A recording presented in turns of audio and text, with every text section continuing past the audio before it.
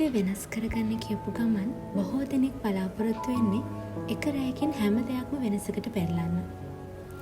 එහෙම නැත්නම් ජීවිතය වෙනස් කරගන්න නම් බාහිර දේවල් වෙනස් කරන්න මාර ලොකු දෙයක් කරන්න ඕනි කියලා තමයි ඒගොල්ලෝ හිතන්නේ.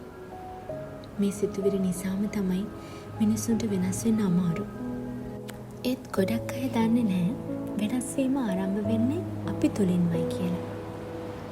අපි අභ්‍යන්තරික වෙනස් වෙන්න පටන් ගන්න තැනම අපේ බාහිර ලෝකය වෙනස් වෙන්න පටන් ගන්නවා.